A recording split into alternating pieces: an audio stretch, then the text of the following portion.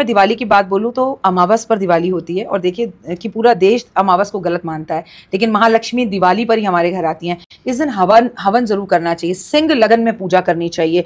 दिवाली पर अपने घर के दरवाजे खोलने चाहिए, दोनों दरवाजों पे दाएं और बाएं केले के पत्ते लगाओ या केले के पेड़ लगाओ।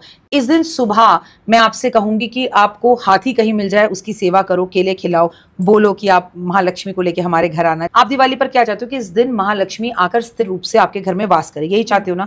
ऐसा रात को होगा, पूजा रात को करोगे। दिवाली वाले दिन लोग सुबह अपने ऑफिस की पूजा करते हैं, तो लोगों के मन में बड़ा वहम रहता है तमन्ना कि ऑफिस में जो लोग काम कर रहे हैं आज हम उन्हें पैसे दे दें, ऐसा तो नहीं हमारा पैसा चला जाएगा। अरे नहीं, आज पैसे खुलकर बांटो, जितने बांटोगे सुबह शाम को महालक्ष्मी उतने डबल लेकर आएगी। तो ऑफिस में पूजा कर रहे हो, सारे बच्चों को मिठाई का डब्बा दो और सारे बच्चों से कहो कि आज आपको दिवाली पर ऑफिस जरूर आना है। इस तरह से तुमने सुबह अपनी ऑफिस की पूजा करी, शाम को जब अपने घर की पूजा करो तो अपनी गृह लक्ष्मी को पैसे दो, ये सब कहते हैं। लेकिन मैं तुमसे कहती हूँ जब पत्नी और पति की संपूर्ण पूजा हो जाए, सिंह लगन की पूजा हो जाए, सोने जाओ, तब पत्नी अपने पति को पैसे दे, उनका हाथ अपने हाथ में रखे, उसमें 10 के नोट की गड्डी, 100 के नोट की गड्डी, 500 के नोट की गड्डी रखे। तुम दिन दुगनी रात चौगनी तरक्की करो, ये वर्ष तुम्हारे सब सपने पूर्ण करने वाला हो। माता रानी की असीम कृपा हो, महालक्ष्मी स्थिर रूप से तुम्हारे जीवन में, मेरे घर में, हमारे पास वास कर चुकी हैं। पति उन पैसों को उठाए और अपने बिजनेस में, अपनी ऑफिस में, अपनी चीजों में उसे लगाए। कर देखिए, पहले आप दीजिए, फिर देखिए। जब आप दोनों के बीच में कनेक्शन होता है, लक्ष्मी वहीं आती है। तमन्ना, एक बार की बात है, एक व्यापारी था, उससे लक्ष्मी जी रूठ गई। उन्होंने कहा भाई ऐसा है, मैं तेरे घर से जा रही हूँ, अब मैं नहीं रुकूंगी।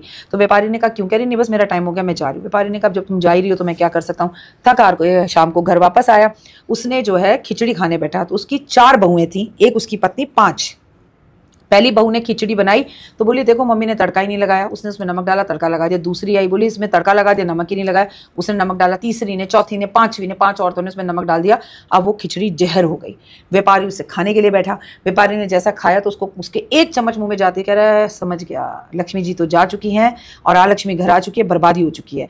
अब मैंने अगर नमक पर कोई भी बात करी तो यहाँ लड़ाई हो जाएगी। चुपचाप उसने पानी पी पी के खाई और चुपचाप से खिचड़ी चला गया। बड़ा बेटा बैठा, उसने बोला बाबूजी को कुछ नहीं हुआ, बाबूजी ने चुपचाप खा ली, मैं कैसे बोल सकता हूँ, वो भी चुपचाप खा गया। दूसरा, तीसरा, सबने बोला बड़े भैया नहीं बोले, मैं कैसे नखरे करूं। देखिए आप एकता देखिए।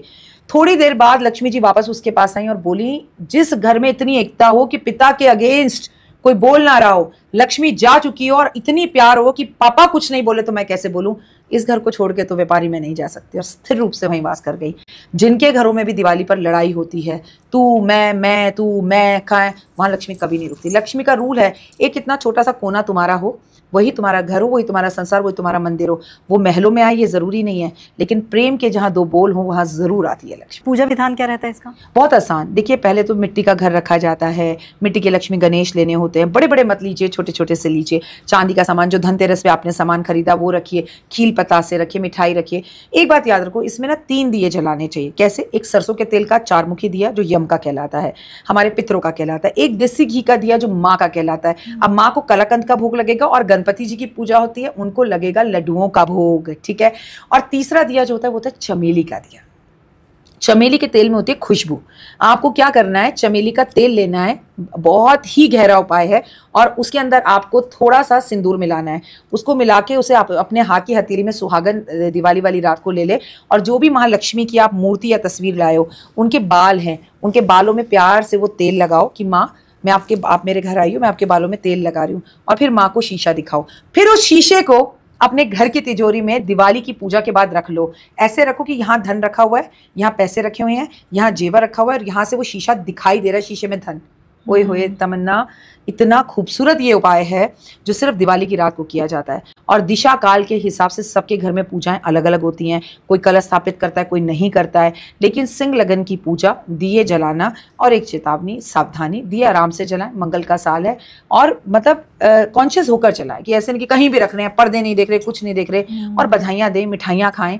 जुआ खेलकर रात को ना गुजारें, पटाखा एक चलाएं पर जरूर जलाएं क्योंकि शगुन है, और इको फ्रेंडली पटाखे चलाएं, फुलझड़ी चला लें, तो कि हमारा शगुन है तो वो जरूर करें।